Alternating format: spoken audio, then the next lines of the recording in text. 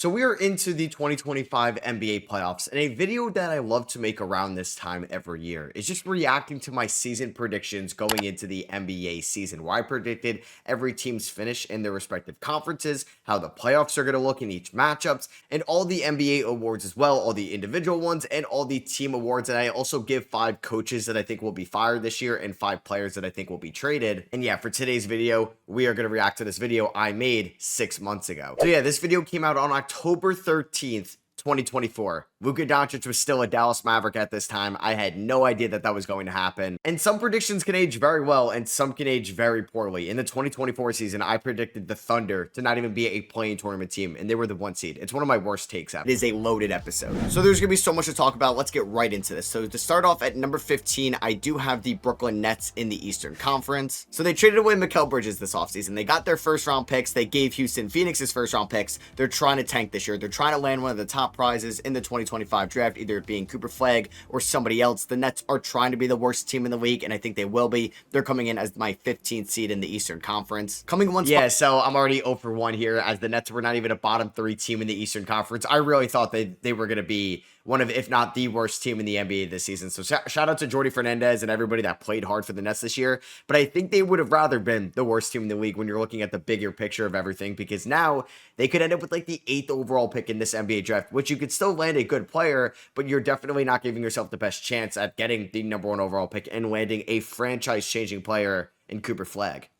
One spot ahead of the Brooklyn Nets, I do have the Washington Wizards, who are going to be entering year number 2 of their rebuild. They traded away Bradley Beal in the 2023 offseason. They saw some promise out of their young guys last year, like Bilal Coulibaly and Corey Kispert. I assume veterans they brought in this offseason, like Malcolm Brogdon and Jonas Valanciunas, are going to get traded. Would not be surprised if Kyle Kuzma is traded as well. They want to see what they can get out of their trio of rookies in Sar, Carrington, and Keyshawn George. So I think this is going to be another evaluation year for the Washington Wizards, and I expect them to be at the bottom of the Eastern Conference.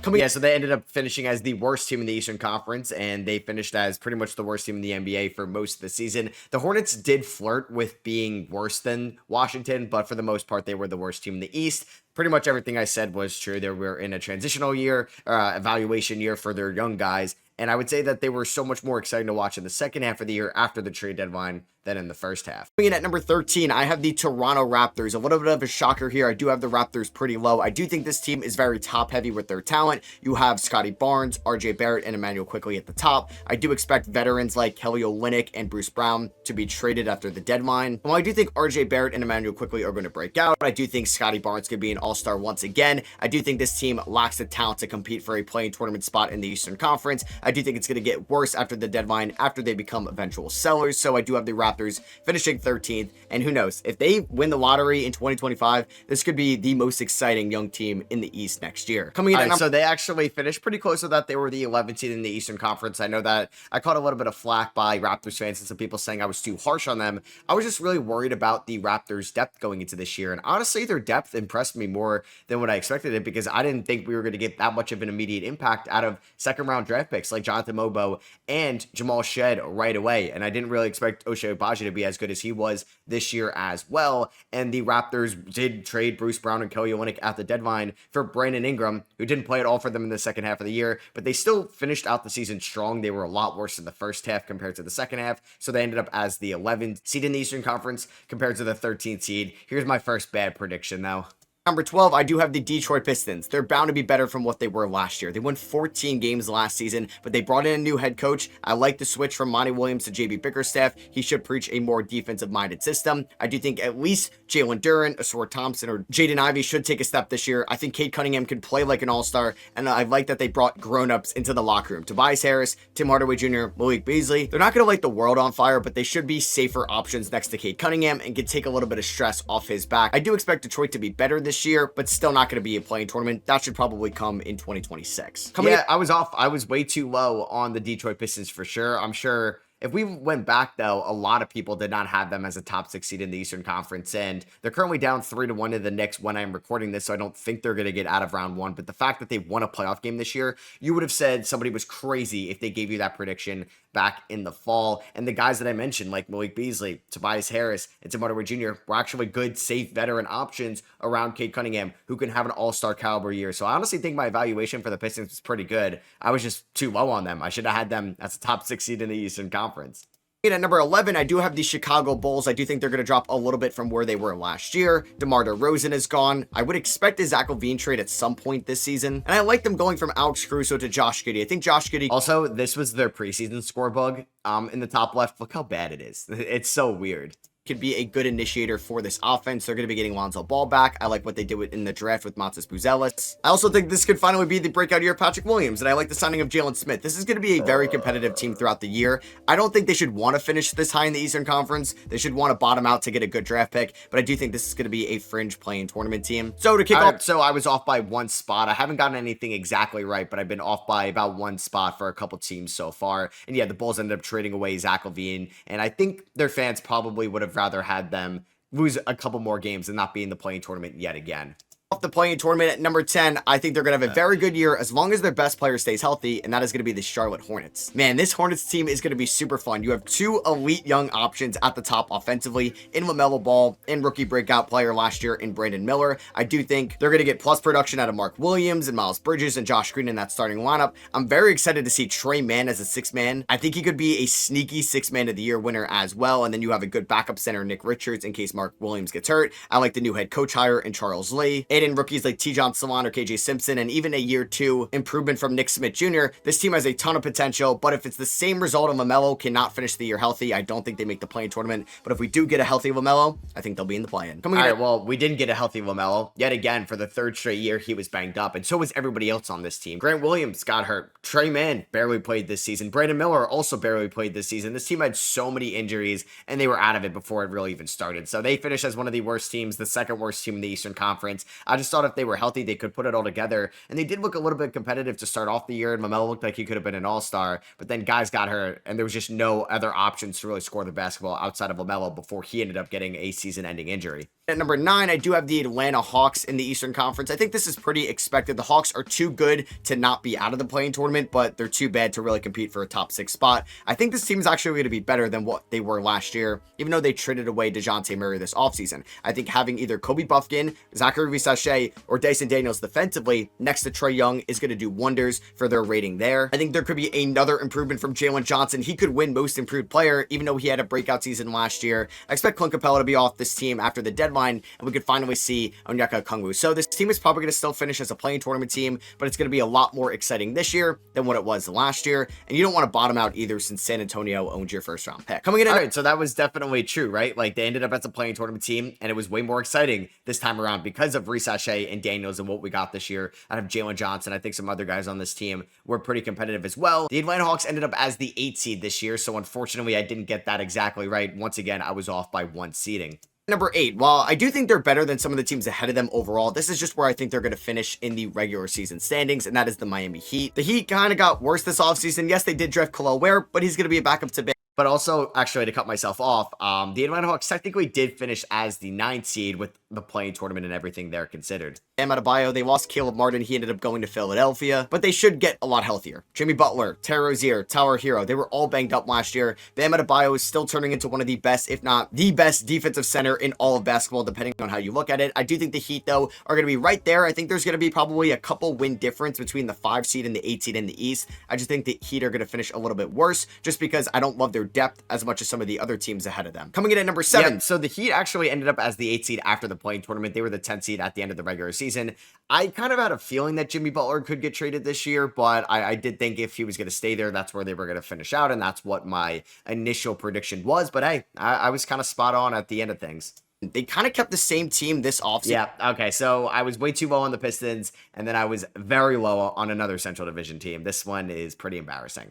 Season, I do have the Cleveland Cavaliers. Was still another disappointing year for the Donovan Mitchell Cavs last season. He did get banged up in the playoffs. Same with Jarrett Allen. So they were able to beat the Orlando Magic in round number 1, but they lost to the Celtics in round number 2. I think they were a very popular team to blow it up. People thought they could trade Evan Mobley or Jarrett Allen or Darius Garland or even Donovan Mitchell. They traded none of those guys. They brought the same team back. They went from JB Bickerstaff to Kenny Atkinson, which I think is an upgrade. I love them getting Jalen Tyson in the first round in this draft. I hate their big man depth. Should not be Tristan Thompson, but this is still a very talented team. And if they can get Evan Mobley and Darius Garland from 2 years ago with what they got from Donovan Mitchell and Jarrett Allen last year, this could be a sneaky top 3 seed in the East. I just think this part of the East is so competitive. Coming in, all right, so at least I gave them the props towards the end of things, but yeah, they won 60 plus games. That was a terrible take by me. I was way too low on the Cavs, and they were banged up a lot in 2024. Garland, Mobley got hurt in that regular season, and Donovan Mitchell had to carry them at one point. Now, they ended up as the 4th seed in the Eastern Conference, and they lost to Boston in round number 2, but they ran most of that team back. They added some guys in the offseason, and they made a beautiful midseason acquisition, getting DeAndre Hunter from the Atlanta Hawks. So yeah,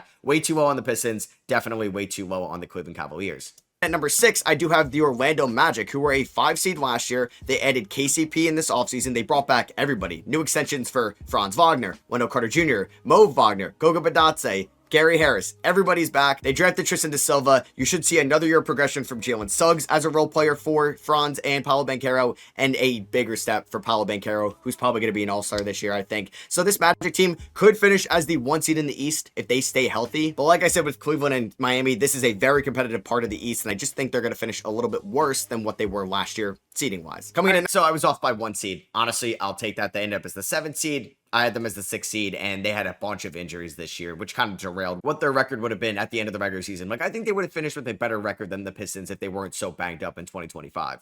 Number 5, this team just wants to stay healthy going into the playoffs. They don't care where they finish 1 through 6, and that is going to be the Philadelphia 76ers, who made the biggest move this offseason, absorbing Paul George with a max contract space, not having to give up a single asset for him. I also thought they did a great job filling out this roster with not much cap, bringing back guys like Kyle Lowry and Kelly Oubre, bringing in Andre Drummond, Eric Gordon, Caleb Martin, and Jared McCain. This is actually a very deep Sixers roster, and it's probably one of the deeper rosters they've had in the Joel Embiid era. Yes, we've never seen them make it to the conference finals, but they do have their best coach, I think, in the Embiid era as well, in Nick Nurse. Like I said, though, this team does not care where they finish in the Eastern Conference standings throughout the regular season. They just need Maxey, Embiid, and Paul George to all be healthy come April, May, and June. Coming in at I was way too high on the 76ers. They ended up finishing as one of the worst teams in the Eastern Conference. They were very banged up this year, but when Joel Embiid and Paul George were out there, they weren't even that good. Yeah, so I was way too high on Philadelphia, and I think that may be the last time I really become high on them before regular season starts, until I see it, because they just can't stay healthy out there with the unit they have right now.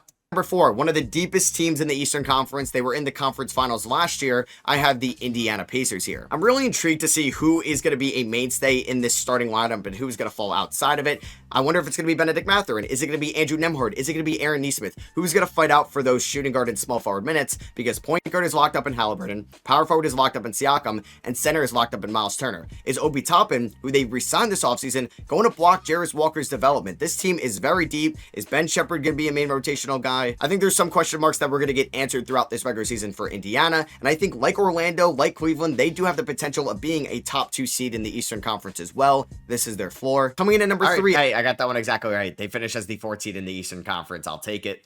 I do have the Milwaukee Bucks. Yes, they had a down year last year, but Giannis was hurt in the playoffs. Dame was banged up, and he also had no workout regimen going into last year's season because he didn't want to get hurt before the trade. I like what they did with their minimums this offseason, getting Gary Trent Jr., Taurean Prince. I didn't love their draft. This is an aging roster, so a Giannis injury, a Middleton injury, a Damian Lillard injury can definitely hurt them, but I do believe Giannis is still the 2nd best player in the NBA, and I think he's going to carry them to a top 3 seed. Coming in at number... All right, so that didn't happen. They ended up being the 5 seed in the Eastern Conference, but you know what? I could have definitely been a little bit off. I could have had them as a 1 seed or an 8 seed, so I'll take it. So this one was wrong. Like, that number 1 in the top right is really a number 2. 2, I have the New York Knicks. Now, this team lost a lot of its depth this offseason. They traded away Julius Randle, Dante DiVincenzo. Mitchell Robinson's already banged up. Isaiah Hartenstein went to the Thunder. This team is very reliant on their starting 5. Now, I do think Miles McBride and Campaign could be solid contributors off the bench, but this team cannot withstand many injuries to its starting 5. And OG Anunoby's been hurt in the past. Karl-Anthony Towns has been hurt in the past. But if this team can stay healthy, they have arguably the best 1 through 5 in all of the NBA. And I think they're going to be a good regular season team and a good playoff team. I have them as the 2 seed in the East. Now, coming in, I was off by 1 seed, so I'll take it. And at number 1, I do have the Boston Celtics, once again from last year to this year. Now, this season could go wrong. Kristaps Porzingis could be injured throughout the whole year. We could see a little bit of age regression from Drew Holiday and Al Horford. It's funny we didn't see any age regression from Al Horford. The Olympics is going to catch up to Jason Tatum and Derek White. Or they could have a finals hangover, but I don't think so. This team has 2 elite wings in Jason Tatum and Jaylen Brown. They have an elite defensive backcourt. Healthy Kristaps Porzingis or not, I still think they could be the 1 seed in the Eastern Conference, but that could catch up to them if he is hurt come playoff time. But I still think they're favorites to win the Eastern Conference throughout the regular season. Now let's get on to the Western Conference here. And obviously the Celtics were the 2 seed. I had them at the 1 seed, so I was off by 1. And yeah, I'm definitely off about my 15th seed here in the Western Conference. Probably the most talented 15 seed I've ever talked about, and it's going to be the Portland Trailblazers. Now, this team could definitely look a little bit different after their trade deadline. They can move on from guys like Robert Williams, DeAndre Ayton, Jeremy Grant, even Anthony Simons, and that could tank their record a little bit. This is still a younger squad in general. You want to see what you can get out of Sharp, who's already banged up. You want to see what you can get out of Scoot Henderson and Donovan Clingan this year, as well as who they picked up this offseason in Denny Avdia. I think this is still going to be another rebuild year for them since they just traded Damian Lillard last offseason, which is going to be fine for them. I'm excited to see if they can add somebody in the top 3 in this draft. Coming in at number... well, they didn't finish that bad in the Western Conference. They were actually very competitive this year and were very close to making the play-in tournament. I didn't mention Toumani Camara at all, but he was a big breakout player for them this year. And yeah, I was way too low on Portland. For 14, I do have the Utah Jazz. They did re-sign Lauri Markkanen. Now, if they traded him away, I probably would have had them as the 15 seed, but this is another rebuilding year for them. You want to see what you can get out of your young core. They added 3 new rookies in this year's draft class. They had 3 rookies from last year's draft class that they need to evaluate. I think Colin Sexton, Walker Kessler, Jordan Clarkson, or John Collins could all get traded this year as well, which could tank their record a little bit. But this is a team that could definitely use some lottery luck next year, because if they could draft Cooper Flagg, we're going to look at the Jazz as a real young contender in the West very soon. Coming in at number 13, and I was off by 1 spot. I think I'm just a little bit lower on them. I know they have everybody's favorite player right now in Victor Wembanyama, but I have the Spurs coming in at 13. And I love the addition of Chris Paul this offseason. I really like them drafting Stephon Castle at number 4. They added Harrison Barnes. I don't think this team really added enough to catapult them in the Western Conference to get into the play-in tournament. Unless Wemby goes nuclear, Vassell could step up as a legit number 2 option, and Chris Paul could go back to what he was in his Phoenix days, then maybe. But I think there's more likely of a chance that Chris Paul is traded after the deadline, and they just want to see what they can get out of their development of their younger guys. Is Jeremy Sohan the guy next to Wemby? And evaluate that core going forward. So I got that one exactly right. I'll take it. They were the 13th seed this year. They could have finished a little bit better if Wemby didn't have that season-ending blood clot scare. And at number 12, it's a crazy fall.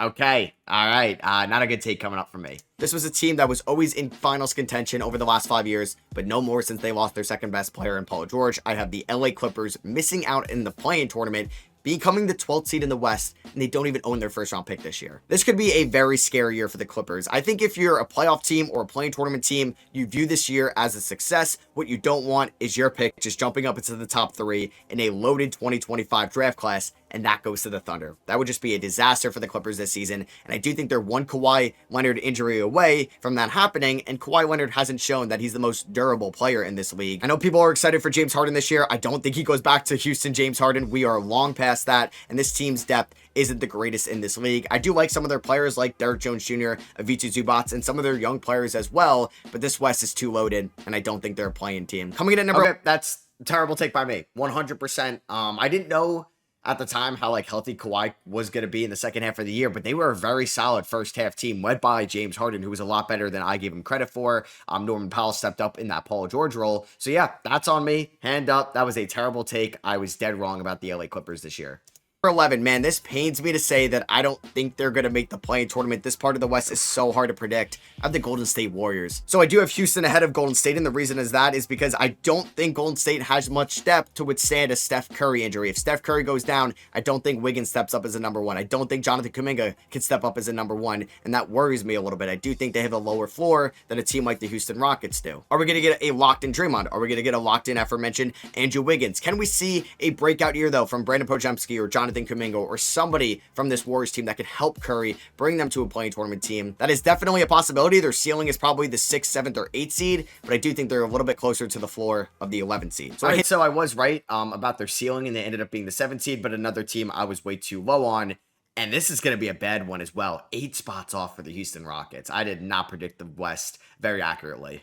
At it, I do have the Houston Rockets as the 10th seed. I think we're finally going to see them in play-in tournament conversations for the first time since the Harden trade, and I'm very excited about this young core this season. Alperen Şengün, Jalen Green, they want to play for these rookie max extensions. I love what I've been seeing out of Amen Thompson and Cam Whitmore throughout Summer League and the preseason. I think Reed Shepard's going to be a contributing rookie, and then you also have veterans like Steven Adams, Dylan Brooks, and Fred VanVleet that could play winning style basketball under a good head coach in Ime Udoka. I am very excited for the Rockets this season. I haven't even talked about a potential year 3 breakout for Jabari Smith Jr. And I do think if there's injuries that happen to the Rockets, they can withstand them a little bit more than to Golden State. Even though I do think it's a deep Golden State team, this part of the West is just so tough to predict. Coming in at number 9, though, a little bit lower on them than everybody else. I think they're going to have a really good offense. I wonder about their defense. It's going to be the LA Lakers. I am very excited to see JJ Redick in his first year as a head coach in this league. I wonder what he could do. Could he carry this team? Could he lead this team to a top 6 spot in the Western Conference? Definitely. But AD was the most healthy he's been in a while last year. LeBron is getting older in age. They didn't really add too much this offseason, and they were the 7th seed last year. While I think teams around them in the Western Conference got better, like the Pelicans and the Kings, who we'll get to in a second, I think the Lakers are probably going to finish around the 9th seed going into the play-in tournament, but I still like their odds if they're going up against some of these other teams ahead of them in the play-in, because they do have LeBron James at the end of the day.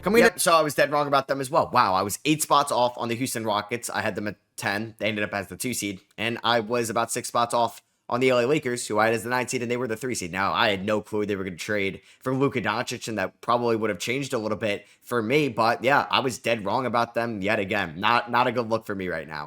At number 8, one of the more talented teams in the NBA on paper. I just don't think it's going to gel well. I do have the New Orleans Pelicans. I am so excited to watch Zion Williamson this year. I think he could be an All-NBA member for the first time in his career, but then you're also asking yourselves, what's going on with Brandon Ingram? Where's his fit on this team? You have Herb Jones and Trey Murphy. This team has way too many wings right now, and you got to pay either Ingram or Murphy this year as well. So there's a chance if the Pelicans trade Brandon Ingram this year, their center depth right now is Yves Missi, Daniel Tice, and Jeremiah Robinson-Earl. That's not great. But like I said, I'm very excited about Zion Williamson. Herb Jones broke out as to be one of the best defenders in the league last year. And CJ McCollum and DeJounte Murray is a plus offensive backcourt as well. I think this team has its talent, but I don't think it's going to be good enough to be a top 6 seed in the West. Well, also wrong about them, more so because of injuries. They ended up as the 14th seed in the Western Conference. Zion was great when he played, but we only saw like 30 games from him this year. Coming in at number 7, I have the Sacramento Kings. Now, this is my sleeper team in the West. I would not be surprised if they were a top 2 seed. I would not be surprised if they were in the Western Conference Finals. But I think for the most part throughout the regular season, they just need to figure out what works with the addition of DeMar DeRozan and the rookies of Devin Carter. Can you get a bounce back year of Kevin Huerter? Maybe another breakout year from Keon Ellis defensively. This team has the talent, in my opinion, to go to the Western Conference Finals. The coaching, the star power, the defense, the depth. They just need to put it all together. And I do think they are the best team in this tier of play-in tournament teams we're talking about.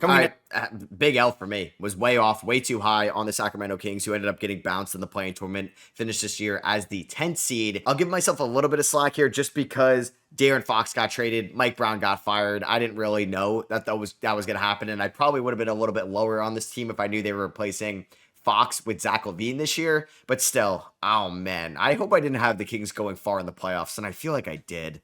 At number 6, I do have the Phoenix Suns. I like what they did this offseason as well, prioritizing defense in the draft with Ryan Dunn and Oso Ighodaro, getting Monte Morris and Tyus Jones, great point guard depth for the minimums. Now, I hate their big man depth, though. I don't think Yusuf Nurkic is the man for the job, but I do expect Bradley Beal to be even better this year, now that he's acclimated to the Phoenix system, and he's a little bit more healthy. They also went from Frank Vogel to Mike Budenholzer, and they still have 2 top 20 players in this league in Kevin Durant and Devin Booker at the top. I still think they're one of the better teams in the West. We'll see if they can put it together in the playoffs, though. So I was wrong, and they didn't even make the play-in tournament this year. Yeah, there were some Kevin Durant injuries, but either way, I was wrong. Man, I did not do too well in the Western Conference. This is one of my better takes, it looks like. At number 5, I do have the Denver Nuggets. I think they're going to drop off a little bit in the Western Conference. Can you blame me? They lost KCP this offseason. Deron Holmes, their first-round pick, is out for the year. Yes, they traded for Russell Westbrook, and I really like Julian Strawther and Christian Brown as role players, but what I've seen from Jamal Murray in the Olympics, Aaron Gordon is playing for another contract. Could that be some trouble in paradise, right? I think there's some things that can go wrong for Denver, but they still have the best player in the NBA, so I have to put him as a top 5 seed. I don't know if I'm going to regret this, but I do have Memphis as the 4th seed in the Western Conference, but they are already banked up already. Gigi Jackson is going to miss some time. Vince Williams may miss some time. Triple J may miss some time. Ja Morant got a minor injury in his first preseason game. What's with this injury luck with Memphis? But if everybody's healthy, I'm so excited to watch a pick and roll game of Zach Edey and Ja Morant. Triple J could go back to winning a Defensive Player of the Year like he did just a season ago. Desmond Bane is one of the better three-point shooters in this league. Marcus Smart is a great veteran around these guys. I like their bench, and I love their head coach in Taylor Jenkins. They just need to stay healthy. Coming in well, at one point this year, they were a top 4 seed in the Western Conference, but then it just kind of came all crashing down in the second half of the year. Guys got hurt. It wasn't gelling well, and they fired Taylor Jenkins, and they got swept in round number 1 by the Thunder as the 8th seed.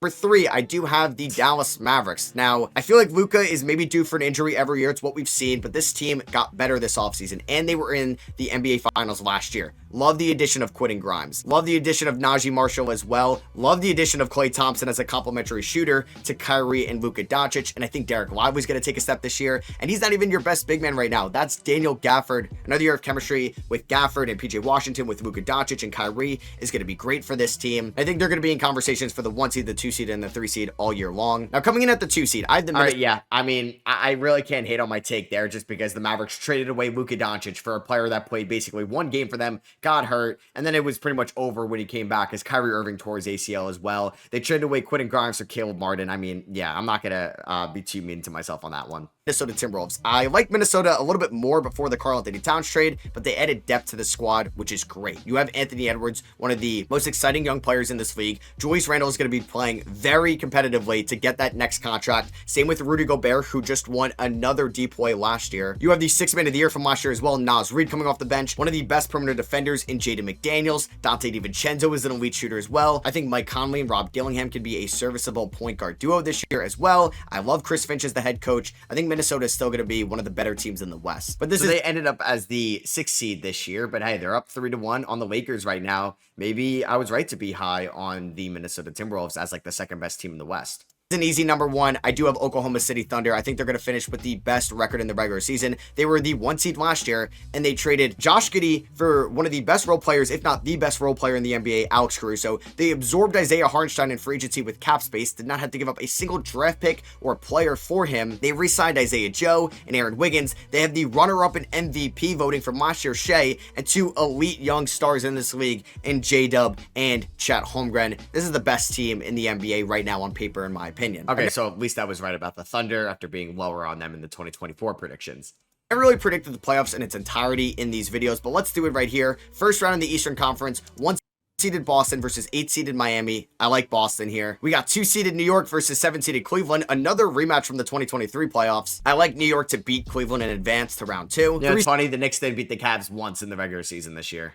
Seeded Milwaukee versus 6-seeded Orlando. If Giannis is hurt, then I would like Orlando here, but I'm going to make this prediction that he's going to be healthy, so I'm going to take Milwaukee. And then 4-seeded Indiana versus 5-seeded Philly. A terrible matchup for Indiana in round number 1. I like Philly to advance. In round number 2, I have the 1-seeded Celtics versus the 5-seeded 76ers. We have yet to see Embiid beat the Celtics in the playoffs or make it to the conference finals. And even though they have Paul George, I just can't trust the health of this team come May. So I'm going to have Boston advance. Thank God. I really thought I was about to take the Sixers over the Celtics in the Eastern Conference semifinals in my predictions. Oh my God, man. That would have been so bad. Its 4th straight Eastern Conference Finals appearance. So I do have the 2-seeded Knicks versus the 3-seeded Bucks. Now, if an injury happens to the Knicks, they're kind of screwed with their depth, and I do think an injury could be more likely to Milwaukee since they're an older team. So I'm going to side with the Knicks here a little bit. I do think they have an elite 1 through 5, and what Cat can do as a floor spacer could be a great advantage to the Knicks in the playoffs. So I have Boston and New York in the conference finals. Let's go back to the West here. So I have the 1-seeded Thunder versus the 8-seeded Pelicans, a rematch from last year. I have OKC to advance. 2-seeded Minnesota versus 7-seed Sacramento. Remember when I said they were a sleeper team last year? Yes, I have the upset. I have Sacramento beating Minnesota in round number 1. 3-seed. You're an idiot. You're an idiot. Oh my God, man. I mean, yeah, they traded away De'Aaron Fox, so I can't be too hard on myself, but terrible take. The Dallas versus 6-seeded Phoenix. I loved what Dallas did this offseason. I'm going with Dallas. And then 4-seeded Memphis versus 5-seeded Denver. I don't know if this would be considered an upset, but I have Memphis beating Denver in round 1. So in round 2, that would mean I have OKC versus Memphis, 1 versus 4. I like OKC to advance. And then 7-seeded Sacramento versus 3-seeded Dallas. This would be such a fun offensive series, but I'm going with Dallas. And then here we are in the conference finals. I have 1-seeded Boston versus 2-seeded New York. I'm going with the Knicks here. I'm a little bit scared about Kristaps Porzingis' health this season. And the Knicks did everything they could this offseason to match up the best possible way to Boston, adding elite wings, having OG Anunoby come back, trading for Mikal Bridges, and having an elite floor spacing 5 in Karl-Anthony Towns. I'm taking the Knicks to beat the Celtics to go to the NBA Finals. And then, I mean, okay, so if the Knicks do get past Detroit and Boston gets past Orlando, I mean, both of these teams are going to actually have to play very physical series, like in round 1 against Detroit and Orlando. Boston is a little bit more banged up than the Knicks with KP and Holiday, and Tatum missed a game in this series, and Jaylen Brown was dealing with an injury going into the playoffs, so you never know.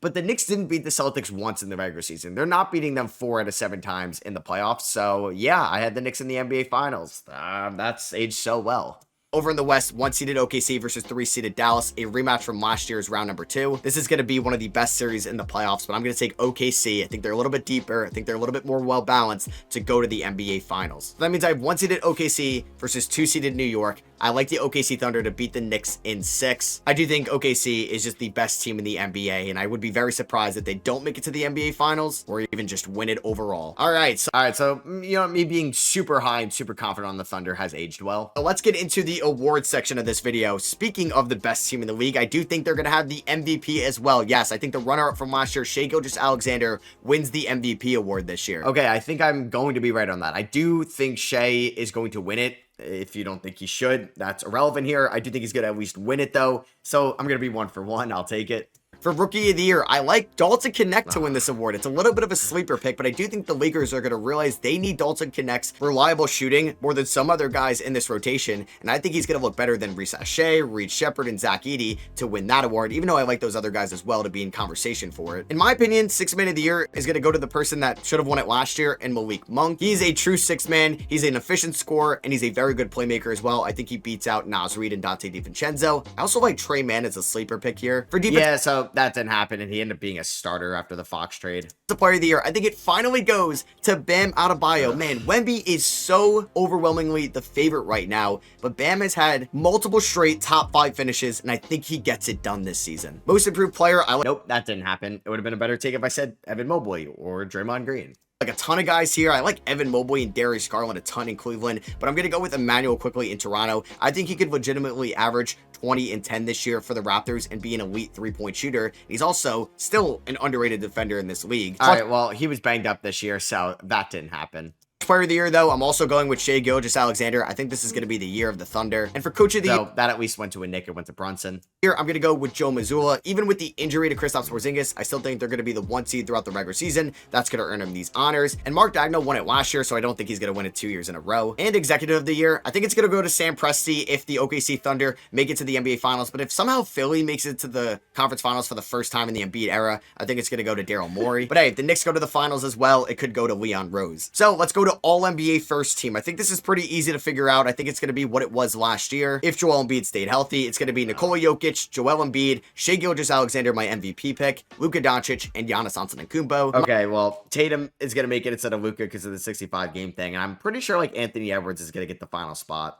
In my opinion, those are the 5 best players in the NBA right now. My All-NBA second team is going to be Jalen Brunson of the New York Knicks, Anthony Edwards of the Minnesota Timberwolves, Jason Tatum of the Boston Celtics, Kevin Durant of the Phoenix Suns, and Anthony Davis of the LA Lakers. And I think AD would have made it if he didn't get hurt this year, as long as he can stay healthy. And All-NBA third team, I have Devin Booker of the Phoenix Suns, Zion Williamson of the New Orleans Pelicans, Steph Curry of the Warriors, Donovan Mitchell, and Victor Wembanyama making All-NBA third team. So there's going to be, I think those weren't too bad outside of the Zion pick, who could have been there if he didn't get hurt.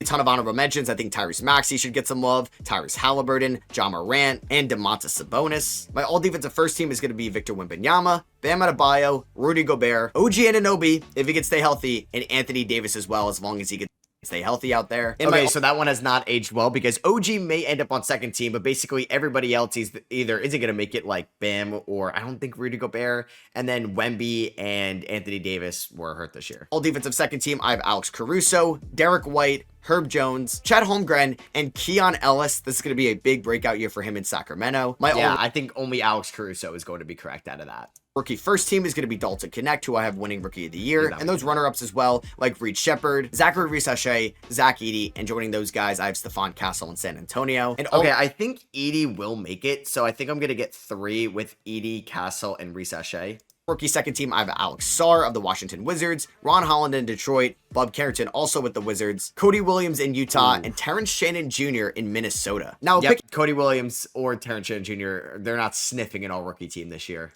Picking 5 coaches that are going to be fired is very tough just because there was a lot of new coaches last summer. So number 1, I do have Chauncey Billups of the Portland Trail Blazers. I think if they're one of the worst teams in the West, they're going to go in a different direction. I also have Billy. All right, well, you know, it's funny. He actually got extended this year. I don't know if I agree with it, but I was wrong. And Billy Donovan, we don't really know if he's going to be back or not. Donovan here of the Chicago Bulls. I have Doc Rivers of the Milwaukee Bucks. If it's a disastrous year for Milwaukee, he could just be gone again. I have Willie Green of the New Orleans Pelicans, and I like Willie Green as a head coach, but I do think if the Pelicans are not a play-in tournament team this year, he could be let go. And then lastly, I have Ty Lue of the Clippers. Maybe he doesn't want to stick around for a rebuild. And then well, that was a terrible take. I didn't mention guys that actually got fired, like a Mike Budenholzer or a Mike Brown. Are 5 players that I think are going to get traded this year. I have Dorian Finney-Smith or just any of those Brooklyn Nets that could get traded at the deadline. I have Colin Sexton of the Utah Jazz. I think he can net the Jazz a great return if they decide to make him available come February. I have Robert Williams of the Portland Trail Blazers, teams that are going to need big man help, and if he's healthy, he's going to be a very hot asset on the open market. I have Chris Paul of the San Antonio Spurs. Like I said in the beginning of the video, I think it's more likely than they trade him than they make the play-in tournament. And lastly, I do have Brandon Ingram of the Pelicans. I'm just trying to figure out a way how they make this work, and they can't afford to lose him for nothing in free agency. So even if it's a lower tier first round pick, they have to get something in return for him. So, so I went 2 out of 5 there. I said Ingram, who got traded, and I said Dorian Finney-Smith, who got moved. Chris Paul, I don't know in hindsight if he should have got moved or not. Colin Sexton did get moved, but I think the logic made sense there. As well as Robert Williams, who I'm sure the Blazers tried to move, but maybe they didn't like anything they were getting back in return. So yeah, that is going to be for me. I hope you guys did enjoy me reacting to my 2025 NBA season predictions. Some takes have aged well, some have aged not so well. You can let me know what you think down below if you want to give me credit, or if you want to just hate on what I said back in October. Definitely you could do that. I was way too low in the Clippers. I apologize, Clippers fans. Subscribe if you enjoy this content, because I love to react to my old takes as well, because it's cool to see what has aged well, or just keeping yourself accountable, because not everybody's perfect, and if you're giving out takes all the time, you're bound to be wrong a decent amount. So yeah, thank you all for watching. I love you guys, and I'll catch you on the next one. Peace.